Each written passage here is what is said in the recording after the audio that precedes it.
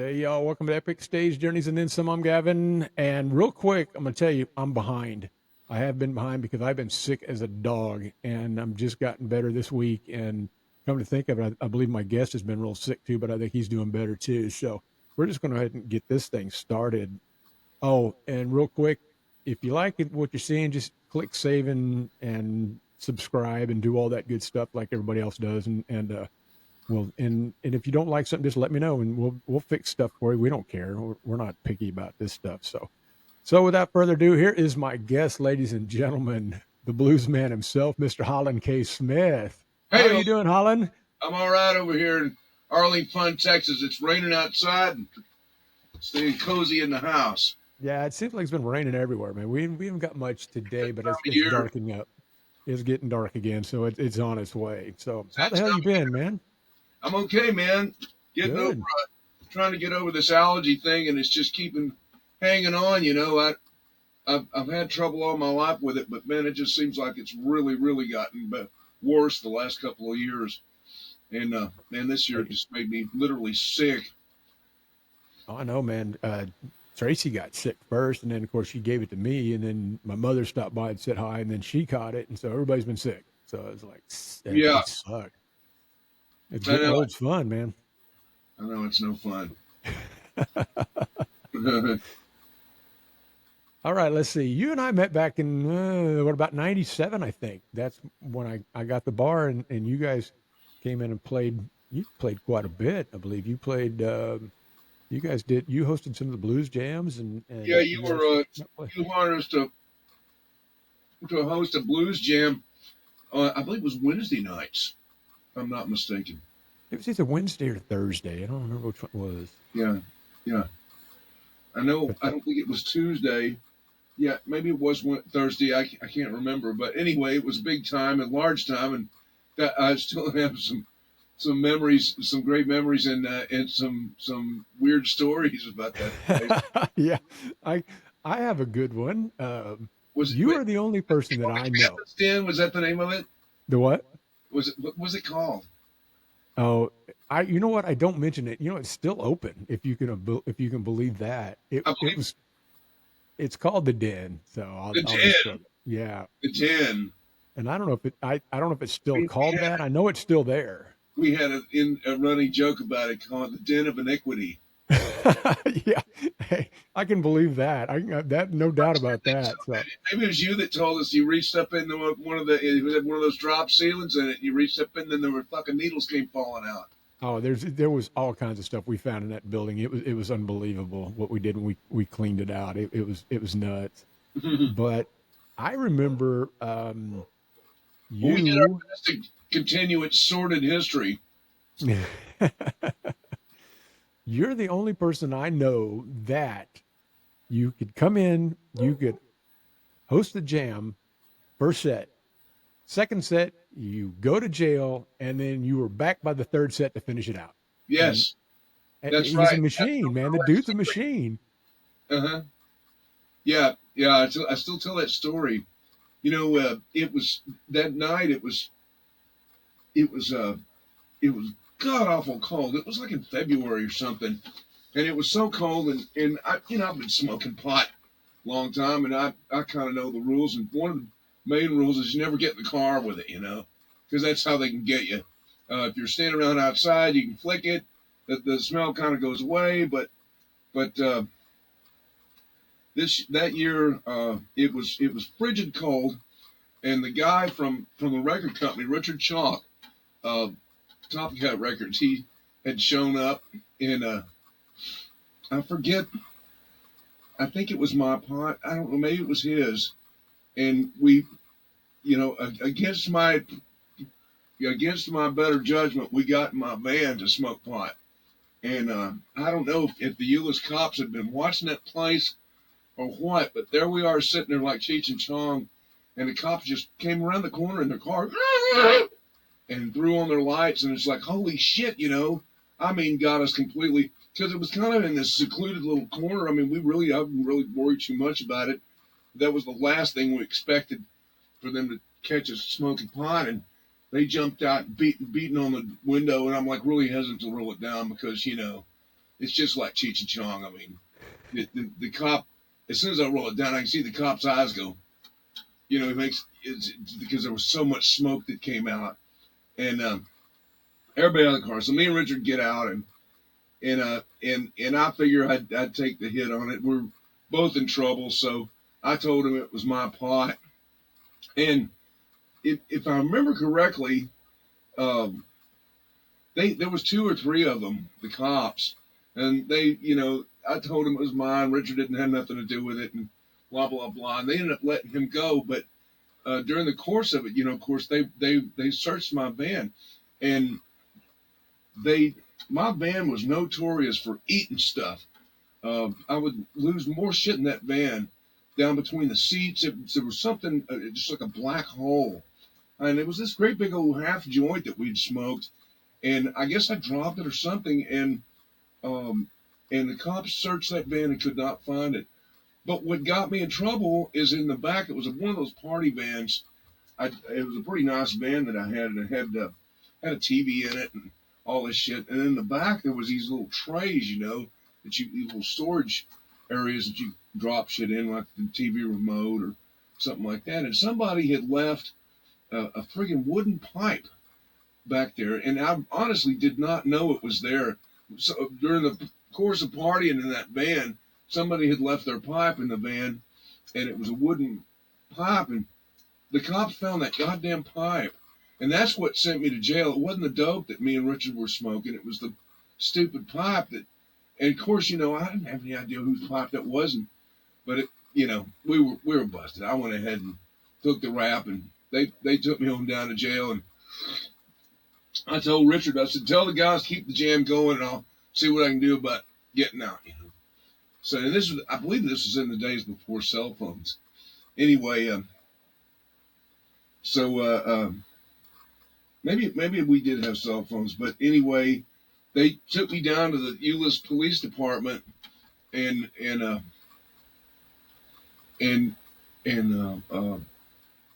made me stay in there for a little bit, and gave me I guess the judge was there or something. They did the video deal, and they arraigned me and gave me my bond right off the bat, and within less than an hour, and after all the paperwork and everything, and hell, I asked them. They gave me my bond. It was something, I don't know. It was like $500 or something, $250. It was nominal. And I asked them if they'd take credit card. They said, yeah. And fuck, I popped it on my credit card, and I didn't even have to take off my shoes in the jail. I was sitting there in my street clothes, and they let me out, and I called Richard. I said, come get me, man, and he came down there and brought me back to the club, and I came running inside and jumped up on stage. Thank you very much, ladies and gentlemen. It's been a great jam. We'll see you next week. And that's how that went down. And on top of that, the next day when I got in the van, I said, God damn it, where is that joint? That big old fat joint that was in. I looked, it was light out, it was light where I could look around. And sure enough, I found that joint. I ended up smoking the joint, Yeah. So, and my punishment with the Euless Police Department, it cost me less than, I don't know, it cost me less than $300-400. And my punishment was I had to agree not to get in trouble in the city of Euless for 6 months. So that was all it was. What was so funny about it was that I think you had called the bar, and Barbara answered the phone, or she talked to me, but I heard she yells at me. She says, Gavin. And I said, yeah. She goes, Holland's not going to make second set. And I said, what? And she goes, he's in jail. And I went, oh, well, shit. Okay. So thankfully, Mr. Johnny Mac was there. Johnny Mac. Yes. He was there, and Johnny came and filled in for you while you were gone. And then you popped back in. And that's a name I have not heard in a long time. Have you talked to Johnny Mac lately? I haven't talked to him in a while. He occasionally posts on Facebook, and I figure he's not dead. That guy's a whole. There's a whole fucking book of stories on that guy. What a character Johnny is. Johnny, yeah, he's something else, that's for sure. But he bailed us out that night when you went you went with the PD. So, but I always liked Johnny. Oh yeah, he just kind of well, once the bar was gone, I kind of lost touch with everybody, which sucked. And I'm getting back. I've been back in touch with people.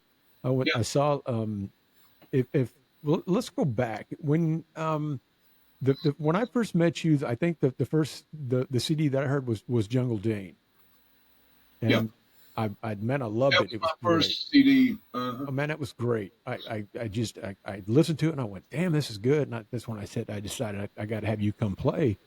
Yeah, And then I got be friends with your the two guys that played with you, the $1 Million Rhythm section, yeah. which was Mr. Doug Larry Swansea Fine and Larry Fine and Curly Howard. and those two guys. I actually saw John was playing, Garza was playing somewhere in Fort Worth, and Tracy and I were up there doing something. I said, let's swing by and check them out. And I thought maybe Doug would be there playing with him too. But when I talked to John, he said, no, Doug's not, he's something wrong with his feet and he's not playing now. And I hadn't talked to Doug in a while. And so then I shot a message to Doug later on and I said, man, you okay? You doing all right? And he said, yeah, I'm just, and then I got a message from him not too long ago that he's back playing again. So, and I'm gonna have him on. I want to talk to him. I haven't talked to him in a long time. Just all we've talked to just via through Facebook and stuff. So, have you talked to any of them? Have you talked to those No, guys? no. That okay? I'll leave that at that. I'll leave that there. No, because if I start talking about it, he's going to see it, and I'm going to get an intro when he's going to call me. And I'll get a big earful.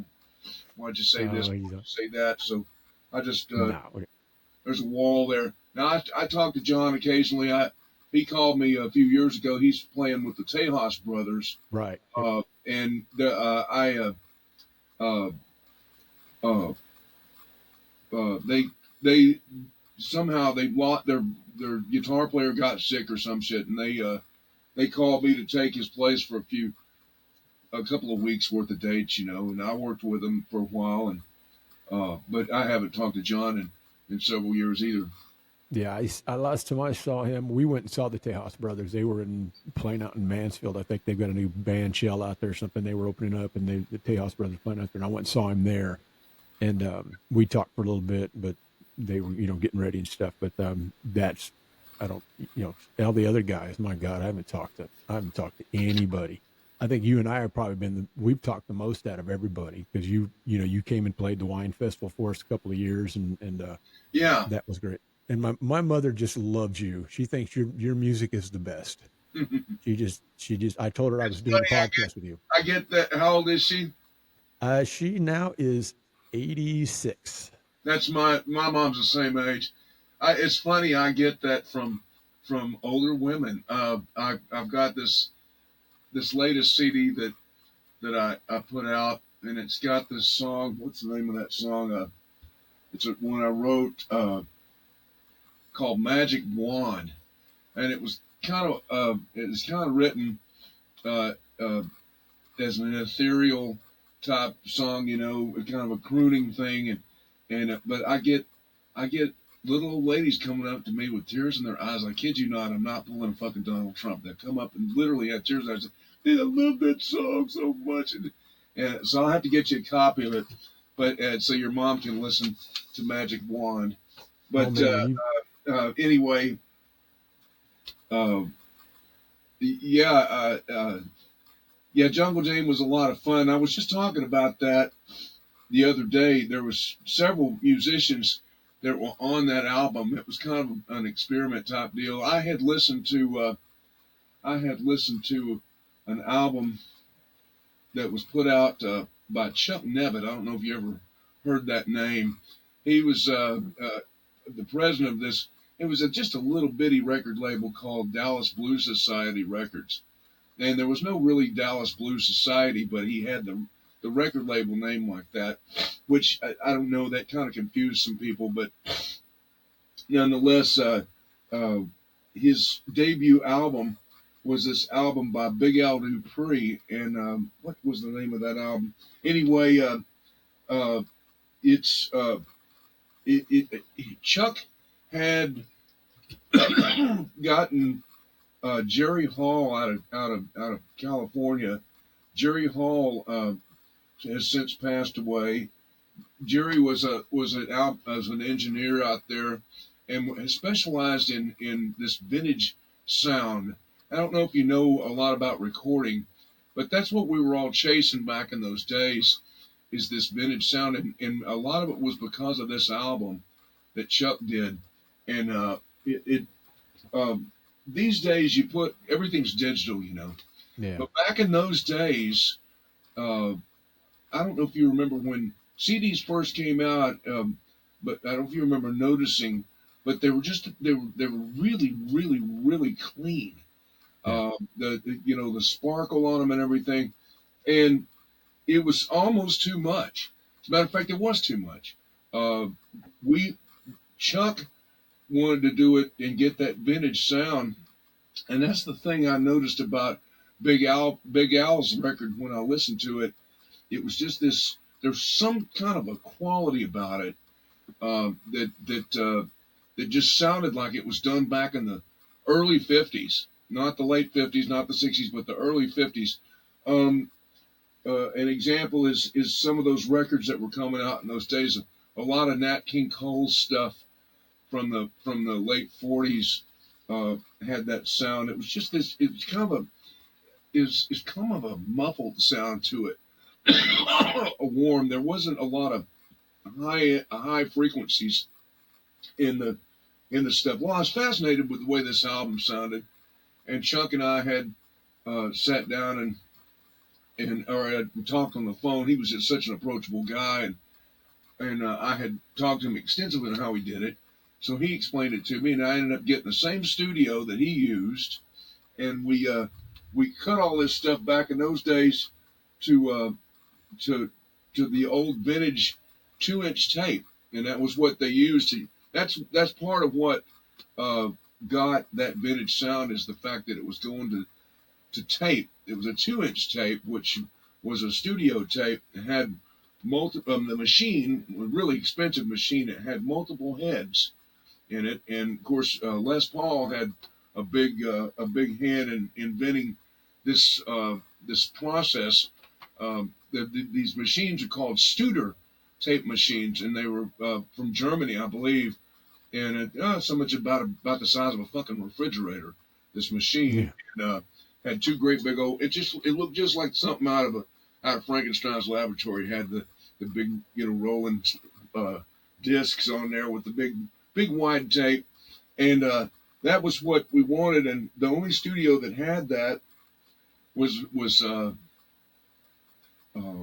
Summit Burnett over in Dallas, and so I booked some time over there, and we put it all together. And I had a friend of mine that knew Anson. Of course, Anson Funderburg had been my favorite guitar player since my 20s. I'd heard him, a guy that I was working with over in Dallas, Right. turned me on to Anson and the Fabulous Thunderbirds. And that was back in the '80s. That was when there's the real early stuff. And when I heard that stuff, it knocked me out. But anyway, tied all together, we ended up in the studio, and we had several musicians coming in. Anson wanted to call in a lot of different people, and among them was Big Al Dupree, which whose album I had heard to get me kind of curious on this stuff. And Big Al Dupree was a real character.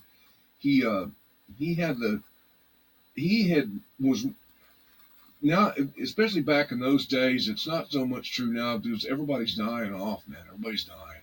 Yeah. But even Big Al's gone now. But Big Al, a lot of those guys like T-Bone and some of the front guys, they had really lived pretty rough lives, fast and hard, drinking and maybe even drugging and just fast and hard. But then there was the side guys, and back in the day, T-Bone kind of started this style of how he would do this, and it was a way to kind of save money and just save yourself a bunch of fucking headaches. And it was, if your music was, and Chuck Berry was known for doing this.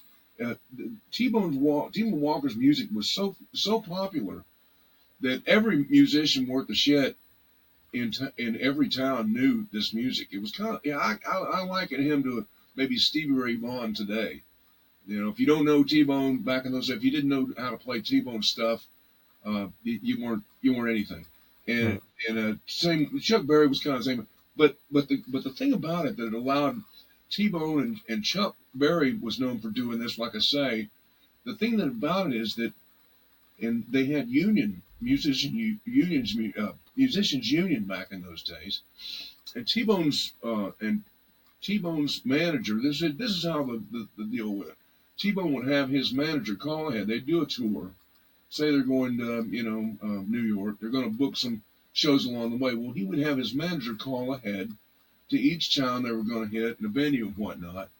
And when they would book the venue, they would book instead of T-Bone having a band, he would have the local union hall set up side musicians to be there and play. This enabled T-Bone to travel without having to worry about a bunch of other guys to pay, and worry about transportation and hotels and whatnot like that. So it was pretty convenient. And but the thing was, is it left a bunch of these guys, these union hall guys across the country, having a lot of experience with these artists. I know a bunch of guys, older guys now, that got that call for Chuck Berry. They got that call, and so they got these Chuck Berry stories. And let me tell you, brother, most of them aren't very good. But Wow. of course, all that. But Big Al was another generation before that, and he was a sideman during the days when T-Bone Walker would come through, Charles Brown, and some of those guys from the 40s and early 50s would come through. So Big Al raised a family, and he had a job. I forget what he did. It was I forget what he used to do, but what his living was. But nonetheless, he had all kinds of great stories about artists like T-Bone because he played with everybody. It's crazy, He Oh yeah. was able to stay in town, and that's what it left a lot. And the same with a lot of these guys that played Chuck Berry. They played with a lot of famous people, but they never left they never left the city limits. And so Big Al had played with a lot of folks, and he was real old school. He had a house gig at the Balcony Club over in Dallas here, and that place is still open. Matter of fact, I'm playing there Saturday night. But Wow. back in those days, they didn't have a bunch of different bands like they do now. They had one house band, and it was Big Al Dupree and his band. And he had this wonderful style that he mixed and matched songs and styles. He did a lot. He did jazz, and then he would do straight up blues stuff. And he had a real smooth voice, and he could play multiple instruments. But his biggest thing was piano and singing, and he played saxophone, and he was really good. Matter of fact, they multi-tracked on his album that it came out after all those years. Chuck Nevitt talked with him and talked him into doing that album, and he uh, not only plays piano and sings, but he plays some saxophone on that album. And so anyway, Big Al and Big Al was such a gentleman. I'd go see him at the Balcony Club because I was fascinated with. Yeah, I was trying to talk him into to being on my album, and of course it was real easy. He was such a sweetheart guy. There's so many guys out there that weren't sweethearts, or they you had to get to know them. And it wouldn't be like one meeting. You'd have to Right. Yeah. You spend, got to get in the spend a couple circle. of years being their friend before they'd warm up to you. And Yeah. but Big Al was an open book, and he was just such a great guy, and he was real old school. We'd be at the Balcony Club and on his break, and there'd be a group of us standing there listening to him tell stories, and he'd be telling something a little risque, and a lady would come by going to the restroom or something, and he'd stop talking and let the lady go by, and then he'd continue to tell a story. And so he was real old school. But he and I, as we got to know each other, he he and I we talked a lot of music, and he was a very interesting guy. I loved his taste in music, and he apparently liked what I like to listen to, and we decided that we liked instrumentals, and back in the day, there was so many instrumentals on the radio. How old are you now? Me? Yeah. Oh, I'm 60 now. Oh, geez, you're a kid. I'll be 65 in June. But back, when we were growing up, it was just AM radio. Yeah. And did you grow up around here? No, I was growing up in Louisiana. That's right. I remember that now. Yeah. Well, I grew up around here, and back in the day, the radio stations didn't reach as far as they do now.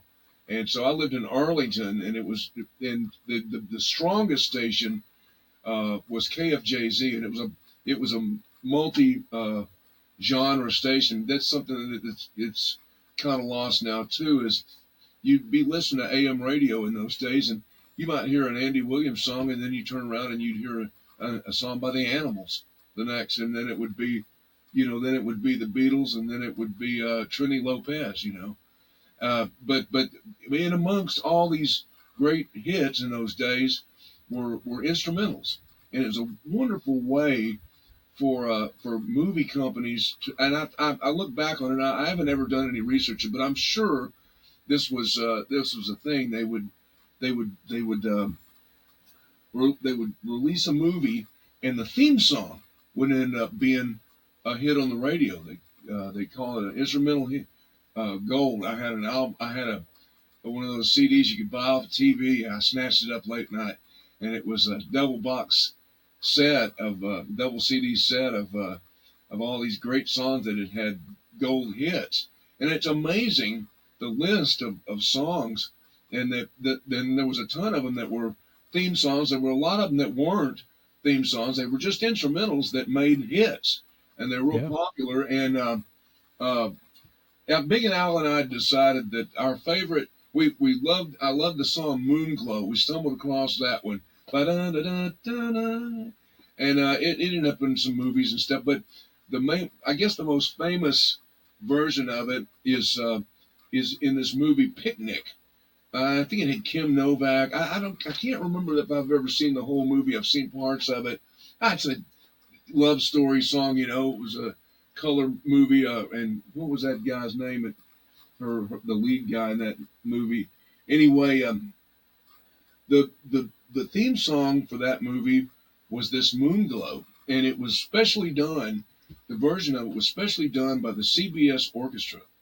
So it starts out with just a trio playing this swing, and it's just this really cool way they start. It's just a trio, a piano and a bass, and maybe a guy on a small drum kit with brushes, and it slowly layers into by the time the song is finished, it's like an 18-piece orchestra that's backing up with violins and all that stuff, and they sweetened it. But Big Al and I decided that was our favorite version of Moonglow, is that theme song from Picnic that was done by CBS Orchestra. And so from then on, after we did the recording session and I had talked about that, from then on, the Balcony Club was a great place. They had these drinks that my girlfriend loved, and they were called black martinis, and they made them with Drambuie, and it was a damn good drink, man. It tasted like really cold grape Kool-Aid, if you can imagine that, or like one of those melted grape popsicle. Remember those? And and boy, they went down smooth, and took them forever to make it. And it was but my girlfriend and I would come in there quite often, and we would kind of make that our rendezvous sometimes. If she lived in Dallas and I lived over Arlington, and sometimes we would meet there after we both got off work. She worked in the service industry. Of course, I was doing what I did, and but we'd either go there together or we'd meet there. And after she passed away unexpectedly, I would still go there to hang out. And but when I would come in, either with my girl or by myself, when I would come in, uh, Big Al, when he saw me, he would go into Moonglow, and the place would be packed. And he'd have this little four-piece band that he had, and he'd stop whatever song they were doing, and immediately go into that. You know, it was just really So cool. that Something was your it theme was just song. between, it was just between me and him, and nobody else in the room knew it. And I don't even think my girlfriend even knew it. But you know, we'd look at each other and wink. And but that's my Big Al story about working with some of those guys. I like Uh, to think about all the musicians that have been on that stage. oh yeah, the Balcony Club. Yeah, Yeah, there's been a lot of them on there. God, There's some other places around the Metroplex that had even more. Back in those days though, the Balcony Club was keeping it strictly jazz. I knew better than try to book in there because they were keeping it strictly jazz. Now they expanded out, and of course now they've got all kinds of different acts in and out of there. Uh, but that kind of limited them on who was on their stage. But um, yes, they did have some legendary musicians on that stage. But Big Al was one that, and unfortunately, it's been. I can't believe it's been so long, but unfortunately, a lot of people don't even remember those days. A lot of the younger folks don't remember anything about that. yeah. So when you're not playing out, are you still doing a three piece? Is it just Well, yeah, mostly, man. like I'll tell you, you know, the money situation. Yes, I'm doing mainly three piece now. Occasionally, I'll get enough money to bring a piano or a second guitar. I've been working with Christian Dosler. I don't know if you know who that is. okay? He's a guy he's originally from Austria. Really interesting fellow, but man, he's the real deal. He's more barrel house type blues than maybe Big Al was, but he's real sharp and he works a lot. He's Anson's first call guy now. Uh, Wow. he's been working with Anson for years, and they've done a lot of tours together, uh, gone to Europe and whatnot together. But and he's really a one man show because he's a great singer and player as well. Uh, but I'll occasionally work with Christian Dosler, and then I've been recently working with this guitarist named David Brazier. David's this fantastic guitar player uh, out of the Dallas area, and he's kind of another one that's kind of an unknown. Uh, uh, but he plays with Harold Walker and several South Dallas kind of soul bands. But he's actually worked with Edwin Holt, and Anson has done some work with him on some projects. So, but he's way up there. He's a first class guitar player in his own right, and I was lucky enough to get him to play with me uh, this past Sunday at the KNON Blues Fest over in Fort Worth. I was going to ask you about that when the Blues Fest was, and they just had it then. Yes, yeah, we had a big time, and it's always great working with those folks. They're just so accommodating. I've been doing. I did an interview before the fest. I guess it was last week. I did the interview on air and over in Dallas, and they had reminded me that I had been doing these uh, benefits for them for 20 years. I can't Yeah. believe it's been that long. Uh, you know, the KNON thing is really the only benefit that I will do.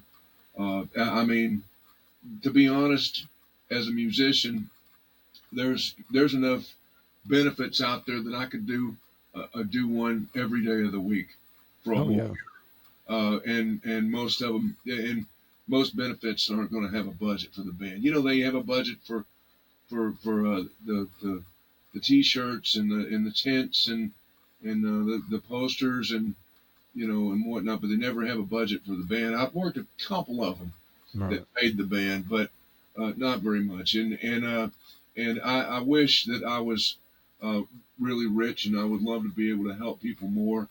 And I try, do it in other areas. But as far as asking my guys, that's the deal: is asking the other Right. guys to do stuff. I can't expect them to constantly help me promote. So I limit my benefit gigs to KNON, and it's not without benefits for me.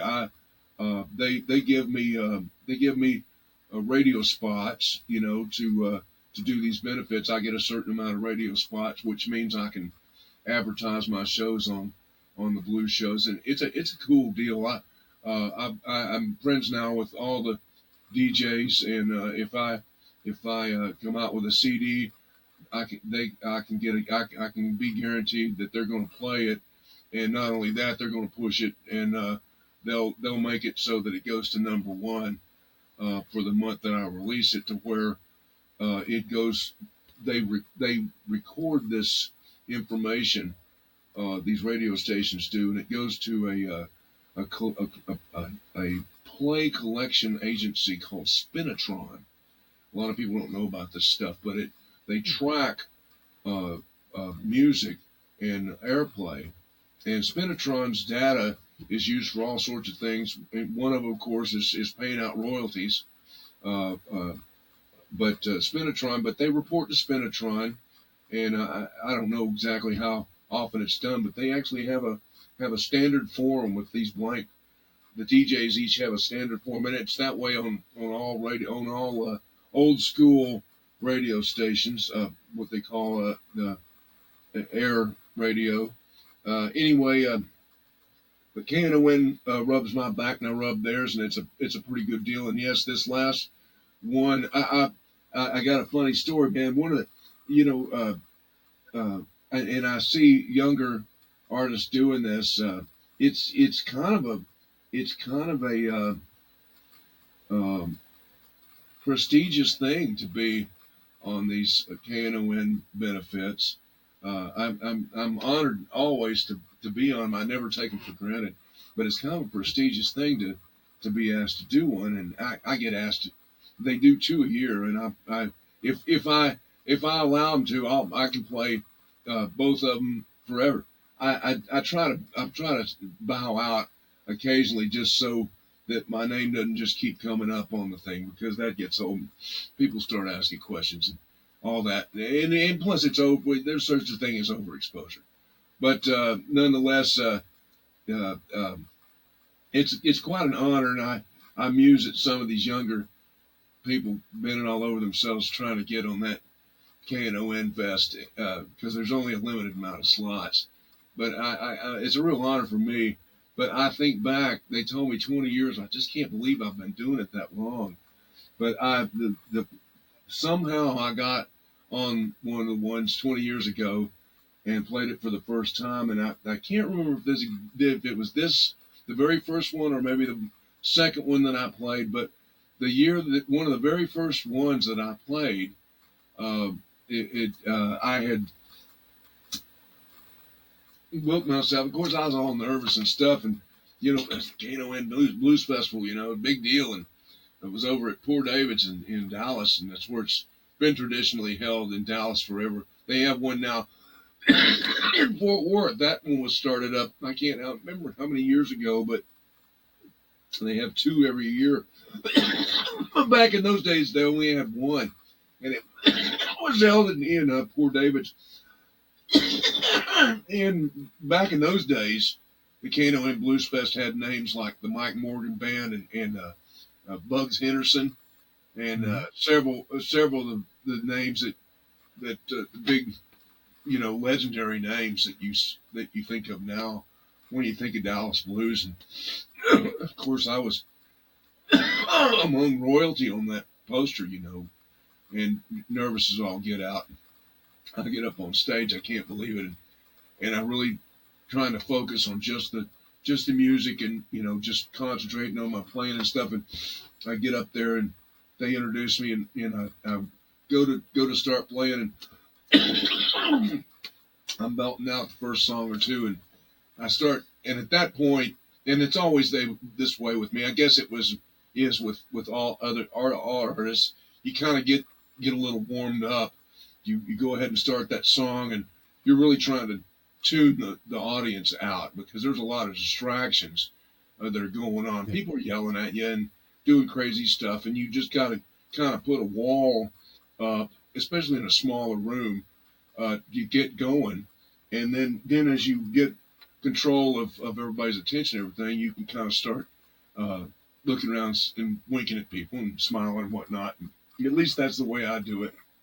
And I get to that point, and it's 30 seconds or maybe a minute into my first song, and everything's going good, and I start realizing that here's in the front row there's Smoking Joe Kubik, there's fucking Anson Funderburg, there's Bugs Henderson, Nip Singer sitting there, and it's like a who's who of the blues guys, and I'm sitting there playing in front of them, and God damn it. It You it, talk it kind of hits, doesn't it? Jesus Christ, what am I doing? And I've got somebody snapped a picture. Uh, Bugs Henderson, I didn't notice it, and of course I put that wall right back up. I'm Mhm. trying to concentrate on my playing and stuff. Okay, oh Jesus Christ, look who's here! And so I got the wall back up, and I'm going along playing, and somebody says, "Hey man." Uh, Between one of our songs, somebody says, "Hey man," I look over and it's Bugs. He says, "Mind if I sit in with you?" And I was like, "Holy shit!" And he jumps up on stage, man, and there I am on stage with fucking Bugs Henderson sitting in with us, and uh, somebody snapped a shot of it, and I got the picture of Bugs jumping up on stage. So that was my validation into the Isn't it can. amazing? Like when you play that stuff, the people that'll just get up there and jam with you, and that you had no idea we're even going to do that, and it's that happened to me a couple of times. I know Yep. one time I think I don't. Oh, it was Bigfoot Johnson was hosting a jam somewhere out in the mid cities, and I think Buzzy was playing drums and he was getting down and he yelled at me and he said, "Come up, fill in for me." So I said, "Okay." So I went up there and sat down. Well, Rusty Burns was playing. Rusty got down. He was going to take a break. A couple of the guys got down to take a break. Chris Gibson was playing bass. He got down to take a break. So Rex Money, the keyboard player, who was with Toby forever, he Right. stayed up there. Rex stayed there, but everybody else kind of went away. So I'm sitting there talking to Rex, and then Buddy Whittington comes up, and I went, "Okay, and this is getting interesting." And then who comes up to play bass but Chuck Rainey? And I got up and said, "Nope, I'm out of here. Huh? I'm done it." And Rex caught me and he said, "Hey," and I said, "What?" And he said, "Sit back down." I said, "Oh, come on, man. That's Yeah. that's Yeah. that That's is it's very intimidating. It really sure. is." And Chuck was a great guy. He was a nice guy. But And what I found when that was first happening, like in that instance with me, what you find is it's actually easier to play with the number one A plus musicians. It's easier to play uh, it it, with it the is, but with it's the with the jammer guys, man. It kind of yeah. But those guys, the pros, man. It's actually easier to play with the pros than it is just playing with your neighbor in the fucking garage. with Czech, it was very easy to play with him, but I was just so amazed by I was watching him. I watched him play, and I'm like going, "Man, this guy's really good." And I hear Rex yelling at me, going, "Hey, hey, hey, hey, hey, hey, keep in time. Let's knock it off." And I'd go back to playing, and Yeah, then yeah. but I would just be enamored with him. I'd watch Buddy Well, play. those guys, and here's something that you have to learn when you're just starting out in a band is the drummer's not the only guy in the band that keeps time. Everybody keeps time. Well, Chuck did for sure, no That, doubt. that's right. That's part of the reason they're so easy to play with is Yeah. because they're keeping time. Any of those guys. But Because yeah, if I got lost, I just looked at Chuck and I could pick it right right. back up. That's what. Yeah, exactly. Yeah. That's the whole deal. Is everybody keeps time, and really the pros are easier to play with. Yeah. It was fun. We had a good It's time. still I it's still enjoyed doing jams. it's still intimidating as shit. Yeah. Now, are you still doing jams, or have you kind of backed out of that? Well, no, man. I don't even know if they're doing them Be anymore. honest with you, man. I tell you what, when you're younger and you're getting started, you need to have your name out there, and you Yeah. need to try and play every place you can, and all that. It's always good to have your name if you're playing a place, even if it is a jam, just a jam. It's good to have your name come up in the ads every week, and all that. And I had quit playing those things for a long time, man. I got beat up at them several times, not figuratively, but I got threatened a lot. But No, I can imagine. the amateurs are just the hardest motherfuckers to work with, and the egos, of Hmm. these people. I just, I've had shitty notes left in the tip jar that I find at the end of the night, and and so because you're as a jam host, you're in this position to where you've got uh, guys coming in, and they come up and say, "Listen, Holland, I want to get up tonight, but don't put me in the don't put me up with that guy right over there." And then you have another guy comes in and points to that same guy. Don't put me up with that motherfucker over there. And then you have a third guy that says the same thing. Don't put me up with that dickhead over there. And it's the same guy they're all talking about. And then so you're putting the dickhead, you're putting him off, and he's getting madder and madder because he ain't getting up on stage. You don't want to hurt Yeah. his feelings, but everybody in the room says they don't want to fucking play with him. And you've got to be the bearer of bad news, or at least to gently let them know. And nothing. I ran that one at J&J's. They had different bands hosting the jam on Sundays. Started out was Bobby Counts and his bunch doing it, but Hmm. they somewhere in the early mid '90s they started. It was a Sunday night jam, and it can be crazy in there. Yes. As a matter of fact, a lot of times there for a long time it was the place to go if you were a touring band. It would be, I'm sure that some of the hotels around there that the bands would say, ask the valet guy or somebody, say, "Hey man, where's a good place to get a drink? Maybe catch some live music." And they would, say, "Hey, J&J's." And so you never knew who. I looked up one night and there was fucking Roy Calhoun, the old Western actor, was out there dancing Oh, on stage wow. while I was playing. Yeah, Roy Calhoun. It was so weird because he looked so familiar that I'm from Fort Worth and I have a lot of family in Fort Worth, a lot of extended family. And at first I thought, man, that's one of my family people over there. Who the hell is that? I know this guy. He's got to be one of my family members. And then I realized it was Roy Calhoun. And I looked up and seen all kinds of people in there. And there for a while, I just watched I just watched Wishmaster last night. Fucking um, oh damn it! What's the guy that did the the the the horror movie guy? He did he did the Freddy Krueger shit and Wishmaster and some of those other ones. No, I don't remember that guy's name. Damn it! Uh, well, anyway, there's no telling who you're going to see in J&J's. And It was, you say that because you guys were hosting one night, and I went out there, and I think it was a Sunday night. It was packed. I remember yeah, it was just slammed.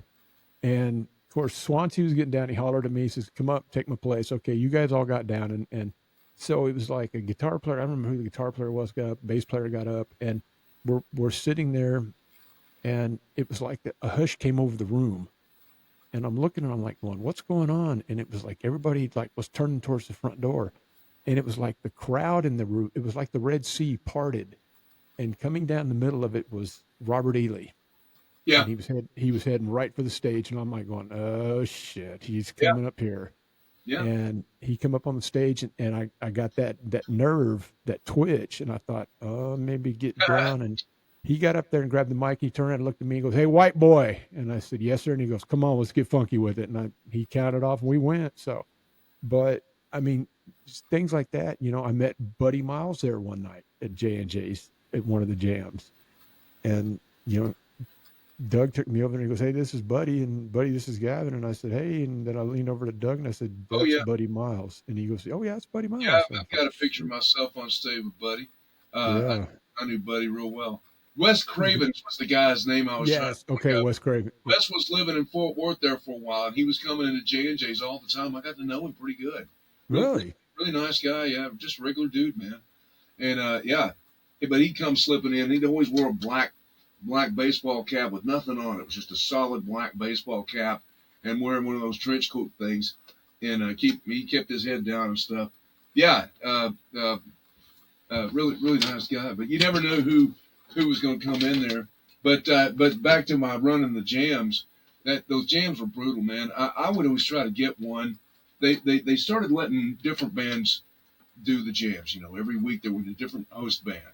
Mm-hmm. And I got pretty good with the booking and decided that the best ones to hire, and I was going for money. I was trying to get tip jar money, and I decided that the best one to get would always be before a holiday on Monday. It'd be a Memorial Day, not Memorial Day, but one of those Monday holidays. Yeah. And because the jam was on Sunday, so if you could book on a you could book before a holiday, that Sunday night would be almost as lucrative as a Friday or Saturday night. The place would be packed. Oh, yeah. And there was a downside to it, is that there would always be way more jammers than you could possibly get up in one evening. And they did a list, J&J's did, and a lot of those guys expected you. A lot of the jammers expected. I was pretty much left to do as I wanted with the jam list. But a lot of those guys, a lot of the jammers, especially the amateurs, they were always the ones that gave you the most grief, and they would insist that they, be allowed to play in the order that they came in. Well, back to that thing about, I'm going to get up on stage with you, Holland, but don't get me with that guy. So I couldn't really go by the list order, because I just had to go with whatever was forming on stage and what everybody wanted to do, and it was pretty stressful. And I was struggling as hard as I could to get it sometimes, and man, I'd come down there. The J&J's had this ridiculous fucking rule, and you had to show up at 7:00 for when they open the doors for your sound check. You get down there and be there at 7, and somebody come along about fucking 7:30, 7:45 with a key. Then he'd have to wait while they sat down and fucking took a couple of breaths. And then here come the sound guy, and he'd have to sit down and take a couple of breaths and kind of crank everything up. And by 8:00, you're finally starting to get up there, and okay, they're bringing everything up. That was the most ridiculous thing that at J&J's, and not only that, they would take at the end of a performance, they would take all the sliders and everything on the board and crank it all down and turn it off, to where all the settings would be lost. And that was fine if you were touring with a band and sound, but this was a stationary room, and a lot of that stuff should be just set, and you have it set for the room, and then you can just make small adjustments for the bands as you come in. But nobody ever thought of that. They just all crank them all down. So it took forever for a fucking sound to check every time. Because you had to read out everything. Okay, bass drum, boom, boom, boom, boom. 20 minutes of bass drum, boom, boom, boom. Well, anyway, so we get there at 7 for the sound check, and quite often on one of those nights, I'd pull up, and there'd be 6 or 7 guys standing there, and we didn't start till 10. And the rule was the band would play for an hour, and at that point, we'd start the jam, and so the jam really wouldn't get started till 11. So here I'd be there at 7 goddamn o'clock, and of course the thing was to do the sound check and then go down to Angelo's and eat some barbecue, kill the time, because once you get done with the sound check, you still had an hour or two to kill, and because the show didn't start till 10. But I'd pull up there and there'd be guys standing at the door waiting to sign that list. I mean, we hadn't even got the damn place unlocked. It was still light outside, you know, and it was always the lamest motherfuckers that would do that. We're going to get up. We're going to make sure we get up. And they'd be there. And there was a guy there called the Whistler. And the guy would show up and whistle. And I kid you not, he took himself completely serious. Have you seen this guy on Facebook? He whistled the blues, and it was awful. The band would have to go way down because he whistled like this. Yeah, as low as he could. That's exactly what he would sound like. And have you seen this guy on Facebook called Joey Bro? Have you seen that guy yet? Joey Bro, I don't know if I have or not. He's this older cat, and he looks like he used to be a good-looking guy back in the day. He's probably in his he's probably pushing 70, and he looks like he used to be a fitness guy. You know, he's all muscled up and stuff, but he's a little guy, and he's not. Well, anyway, but he fancies himself a singer, and he does karaoke, and he's the most awful fucking thing you've ever seen, and he's become quite the sensation on Facebook. He's fucking awful. I'll have to look him up. I don't know One him. of the local radio stations discovered this Whistler guy, and did him the same way. They would have him on their radio show, and do interviews with him, man. And the guy took himself completely serious, and he was fucking awful. And there I blow up, and yeah, I mean, it was just crazy. When he shows up one night with a case like a harmonica case, and what the hell is in there? We all started speculating that maybe he had, you know, like a harmonica player has different keys, and a whistler would have different chapsticks like blueberry and cherry and whatnot in that harmonica case. Instead of harmonicas, he would have different chapsticks for different keys. And but that was just speculation. But the guy took himself way too seriously, and he was one of the guys that would show up and wait there with his arms folded, and they would sign up on the list and sit there, and I'd go off and have something to eat, come back an hour later, and there they'd be, and we'd start the jam, and they'd beat it. Anytime now. Yeah, and expect to get right up, you know. And they figured that was how they were going to get on stage. Nobody had the heart to tell them, look, man, you suck so fucking bad, nobody wants to play with you. You're, at best, you're going to get to sit in at the end of the night. Drag him up. Very best scenario. But nobody had the nuts to do it, and of course I didn't either. But one night, this is why I kind of got out of the jam business. One night I was there, and there was so many fucking jammers, I was never going to get them all up, and it was just this sea of fucking amateur weirdos coming and signing up, and oh my god, there was that I remember this one night there was a drummer that was this meth head, man, and he was beating those drums so hard. I forget who was on drums. Maybe it was Swansea, but the guy was up there jamming, and I had the band. I mean, I was running guitar players through 3 at a time. I had 3 amps. Okay, I give them 2 songs. Okay, get off. And I was doing that, and I still wasn't gonna get everybody up. And I had this meth head up there on drums, and the guy wasn't looking at the band. He'd look straight down and just boom, boom, boom, boom, and beat. And he just kept his head down. And so he was missing the stops. I mean, when they go to end a song and he'd keep playing. And matter of fact, and the poor jammers, you know, the poor amateur guys, they didn't know how to stop the song or anything. And so they'd let it go another 12 bars. And man, I had to go up there and get behind the drum kit and tap on the guy's shoulder. Hey man, you know, in the song, you know. And but it was brutal, and to make what put the final fucking cherry on everything is I got through that night, and it was one of those nights like that. I can't remember if it was the exact one.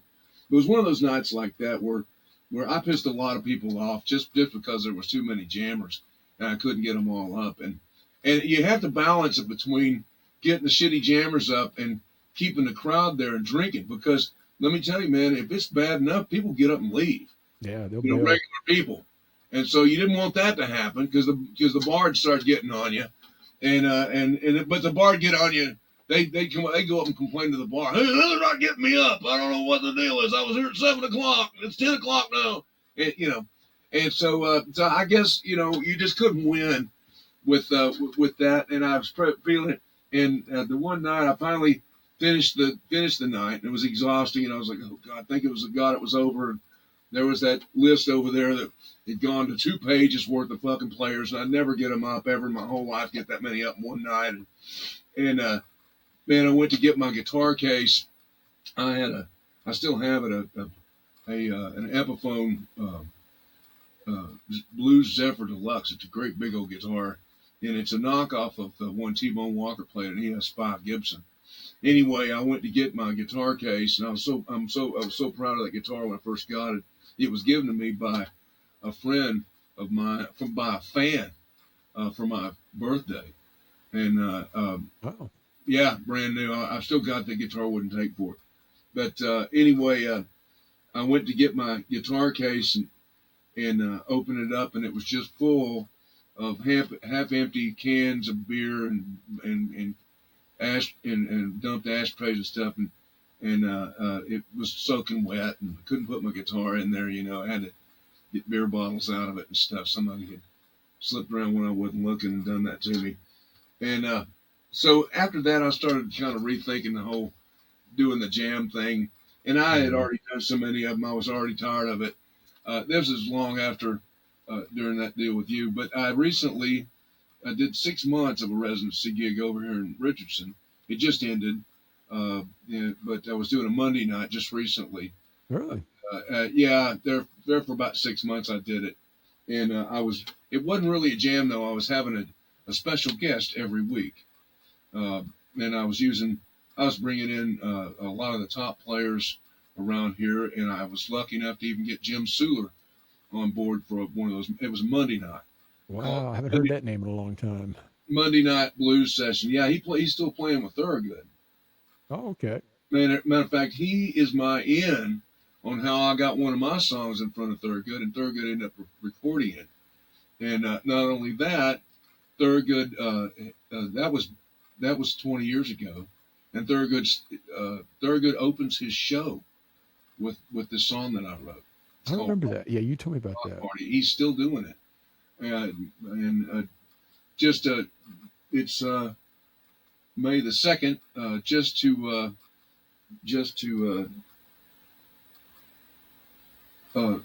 Jim told me about something that's coming down the pipe. Thurgood apparently cut a. I still get mailbox money from that song, Oh, and cool. the way they pay the royalties on that stuff is, if it makes it in a movie, it plays more, blah blah blah. If it makes it on, if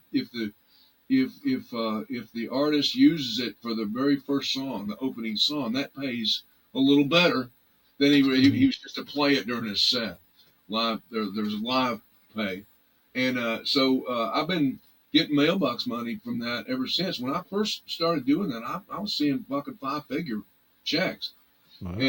and yeah, man, I think I saw a $10,000 check, man, for when I first had that song come out. But I'm still getting a little money for it. But Jim told me that that PBS has done a special, and it's going to be appearing, and it's a thing with him on it. I don't know, but he's doing rock parties, so I'm getting television now, and television pays really well, so I can't wait to get that money.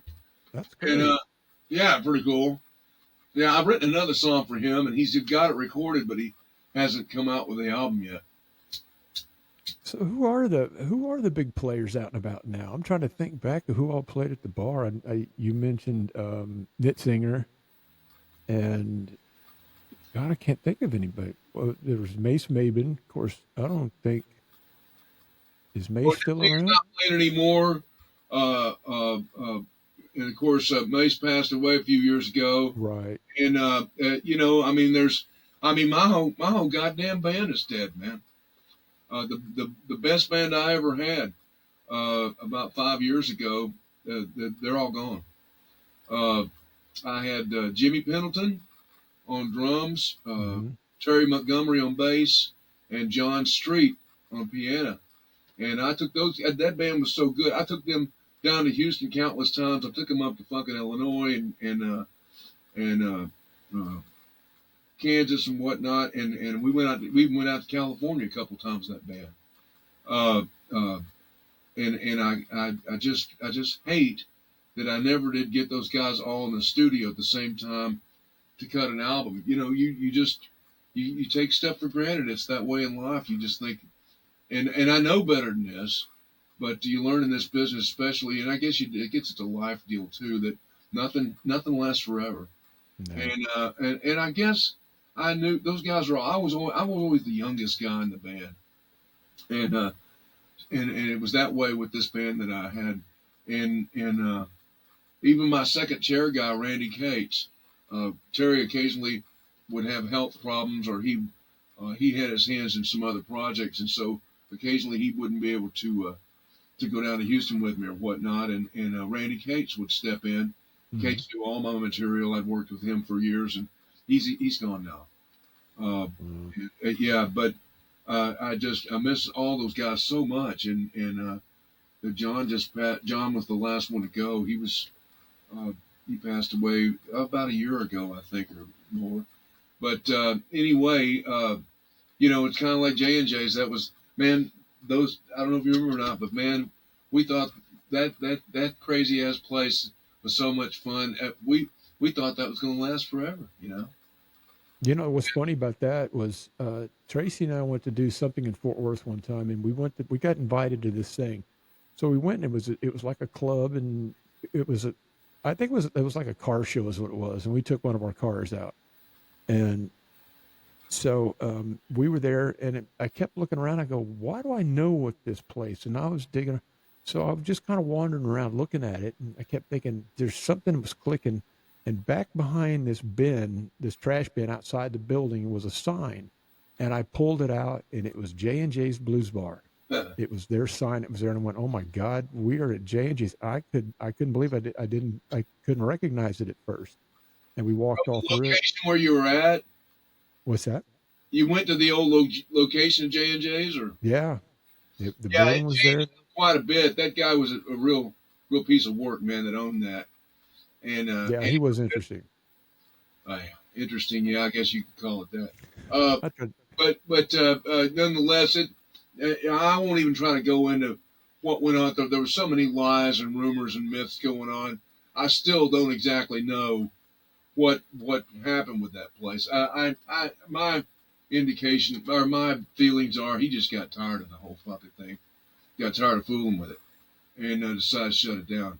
Uh, but but uh, but yeah, because there was some rumors and some flat out false information floating around out there, and I think he was spreading some of it himself yeah, just to cover for the fact that this is just my speculation. He just didn't want to run it anymore, getting tired of it. probably had enough. You get to that Yeah, point. There's yeah, sometimes you get to that point where it's like, okay, enough's enough. I'm yeah, done.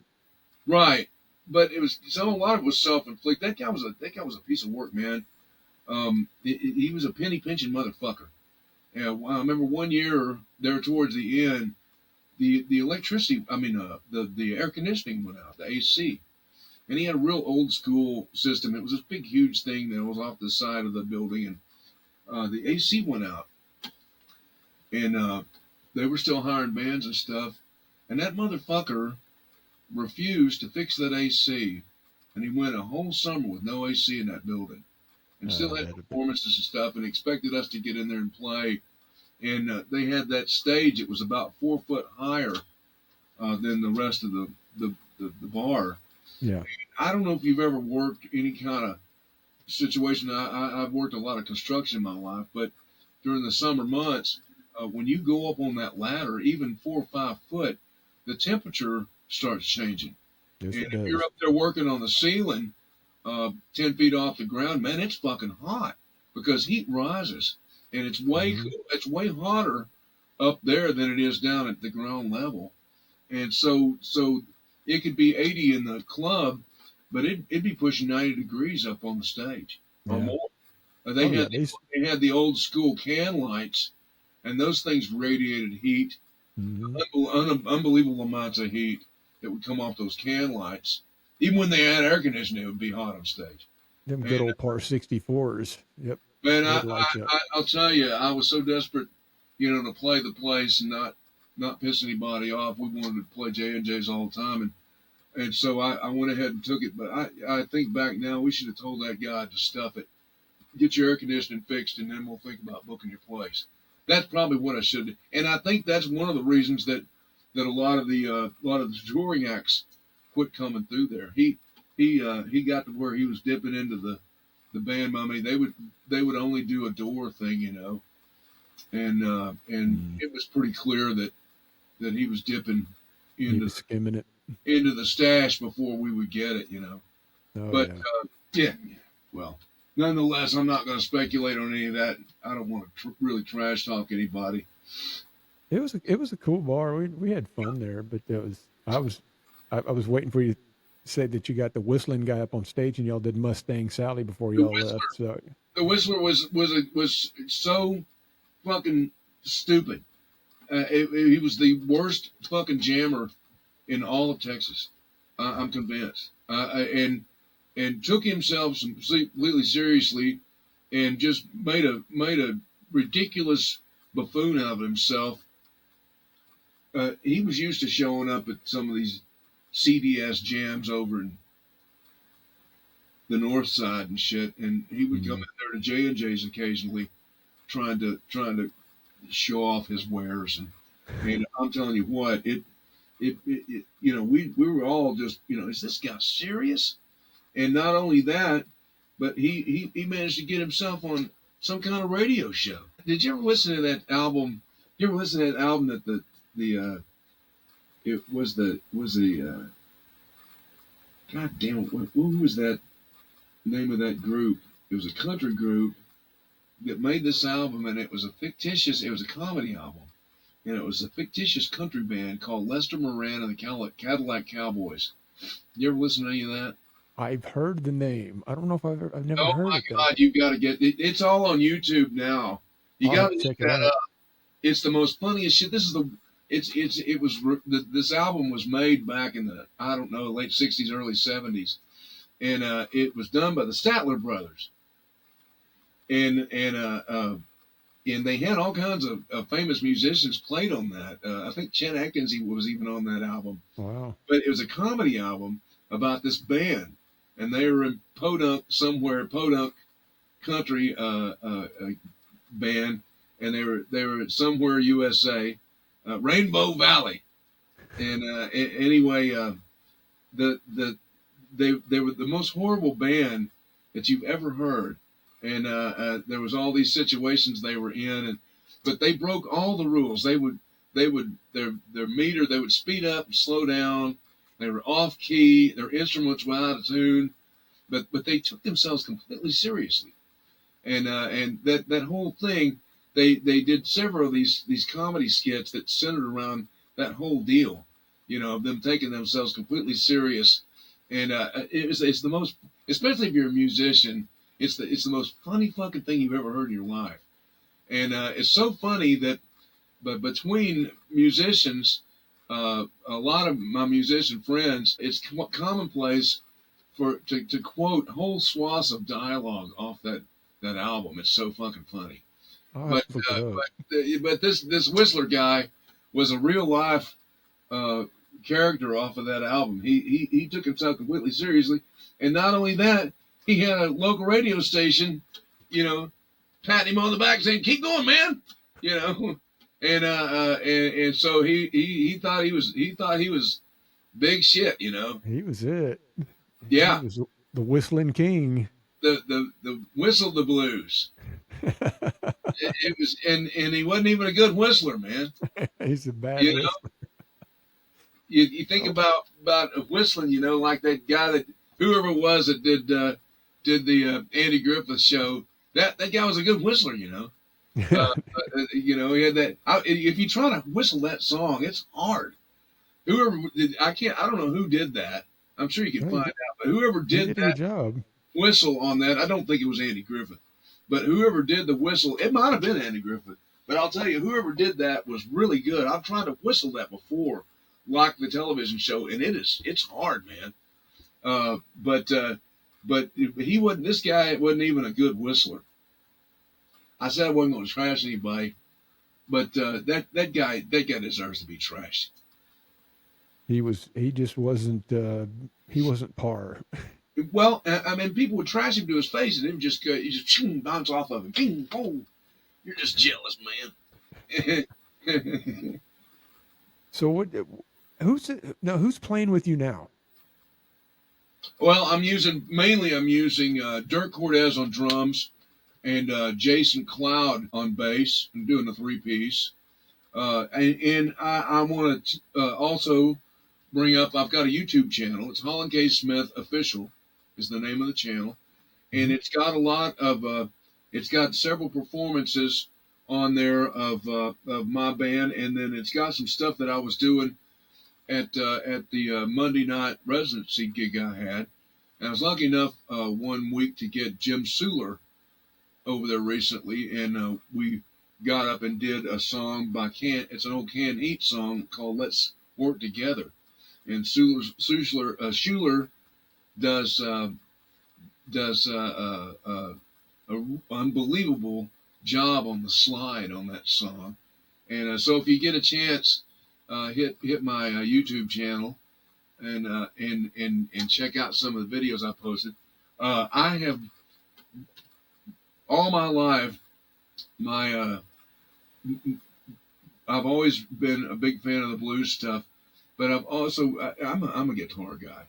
A lot of people say, "Oh, you're a blues guy," but really, I'm a guitar guy, and I played rock and all that shit when I was growing up, but I was raised up around a country like most people were in this part of the world, but one of the things that my parents had pretty good taste in music, and one of the things that they listened to was Chet Atkins, and this is in the early '60s, and so we grew up listening to that stuff, and I always wanted to play like Chet Atkins. Guys, when I first started taking guitar, guys that were inspiring me were like Glenn Campbell and Chet Atkins, Yeah. and all those guys in the Monkees, of course the Beatles, and so I was being exposed. And once that kind of goes back to the days of the radio back in those days, it wasn't.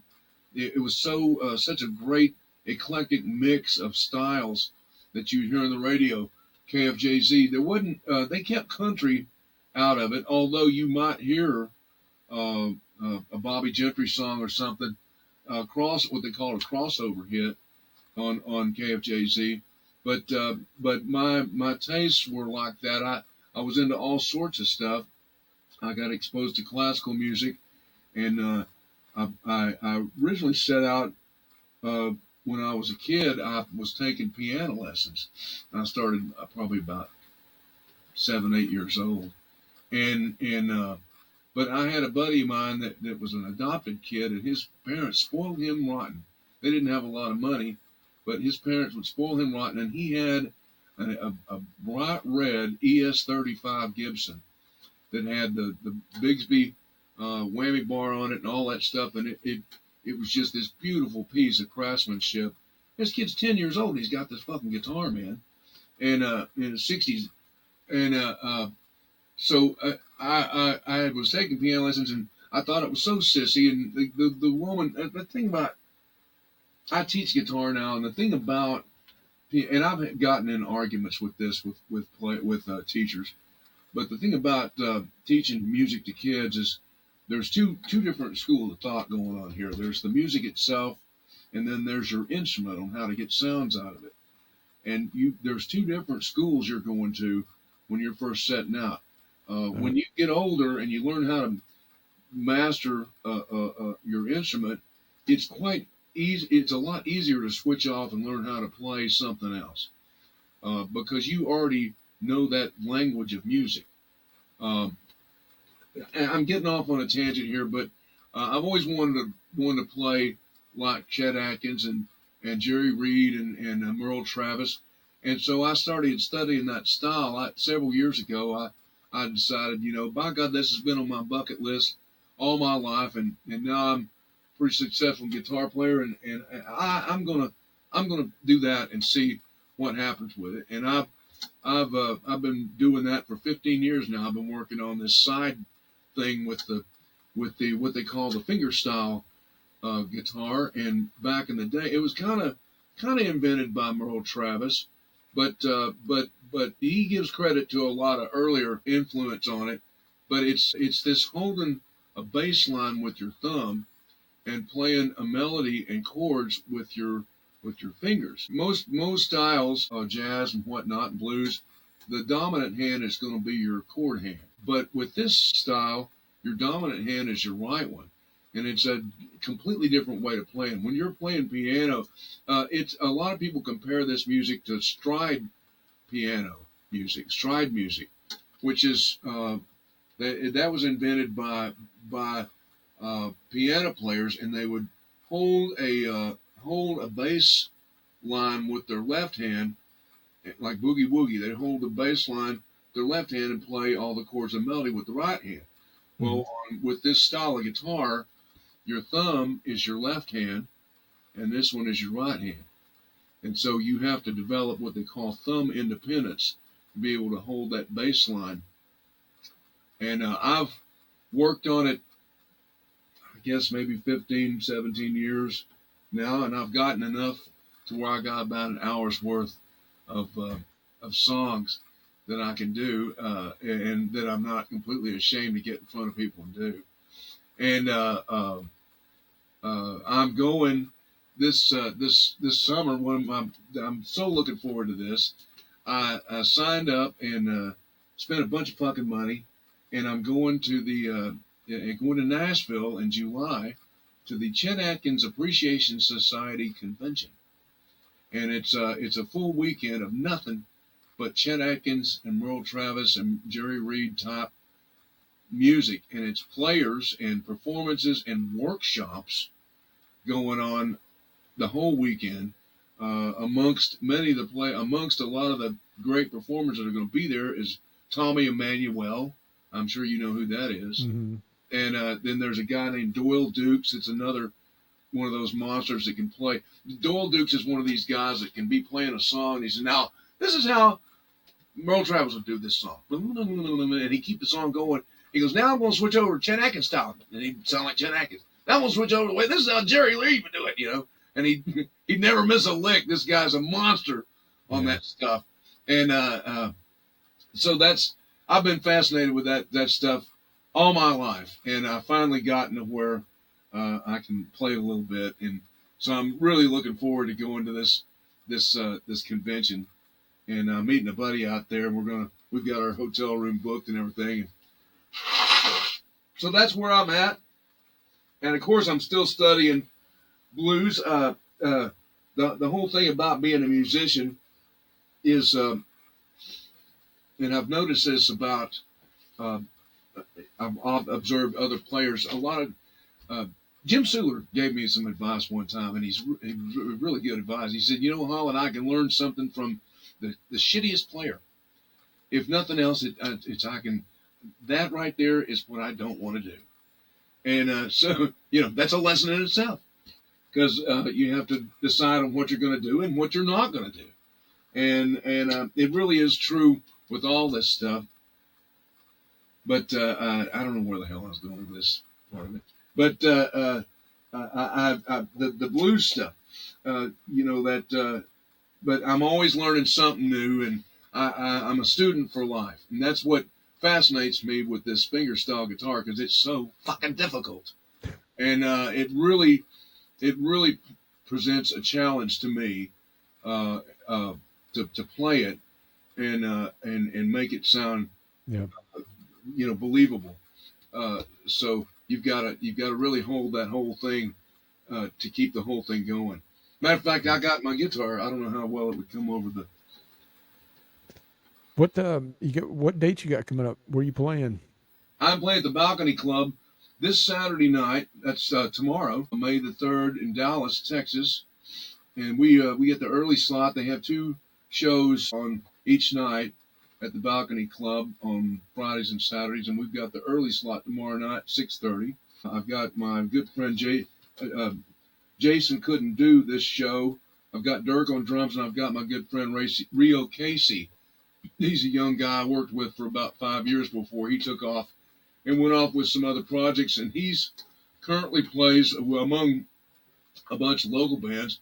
He currently is playing with Sue Foley. If you go online and look up any Sue Foley videos that were done in the last 6 months, there's Rio backing her up.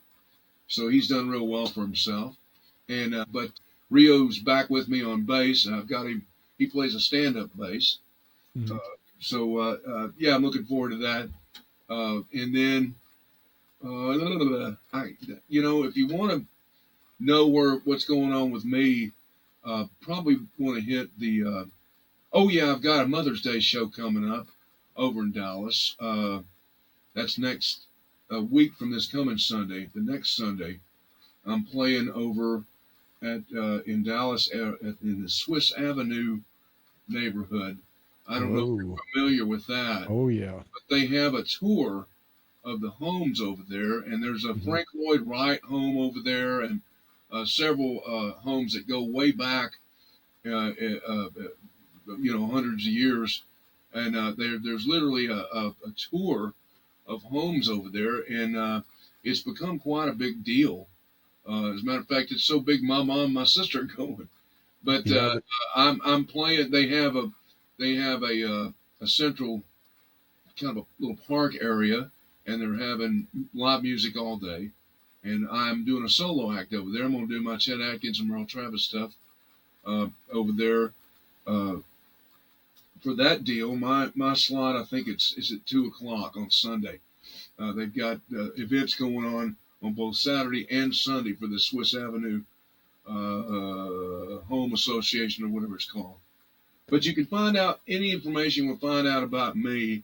You can go to the Facebook page, and it's the Holland K. Smith Band. I have a personal page, it's my name, but Holland K. Smith Band is the one you want to go to if you want to find out about what's going on with me and the music.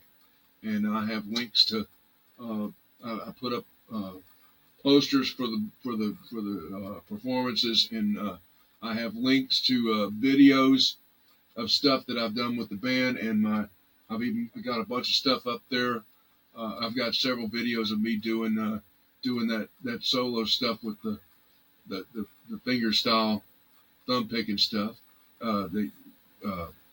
That's about it. Good. Yeah. So everybody, y'all check it out. Check out his page, and he's good. I'll give him that. He can be a little testy sometimes, but he's good. I remember jamming with you one time, and you counted it off, and I was jumping in with the count with you, and you stopped, and you looked at me, and you go, "I got this," and I went, "Okay." Well, I apologize for that. I mellowed. No, that's no. I tell you, man, the situation that I guess I'm trying to make excuses for my shitty behavior. Nah, I don't, man. It was fun. We always had a good time. I've been labeled that before, but really, I've mellowed a lot, and a lot of it helped by quitting drinking. That will make a big difference right there. So yeah, that helps. Yeah, and I'm living the life. I quit drinking. Let's see, I'm going. Man, I can't believe it, but I'm going on. I think it's 18 years this October. Bravo, man! You that I've been without, and my life is a lot better. I'll just put it that way. Much better. I'm with you on that one. So, well, it looks like we're getting close. And I had a lot of fun, and I'm not ashamed of that stuff. Well, I guess some of it I am, but I mean, I had a lot of fun with it. But it was time, way past time for me to quit. I wish that I had woken up a little earlier. Yeah. Me a lot of money and heartache. Hey, well, we had a good time when we did it back in the days, man. That's Everybody right. enjoyed it. It So really we had took me fun. back, so I might as well just write it down as history. They say the one thing about making bad decisions all your life is that it gives you great fucking stories. It does.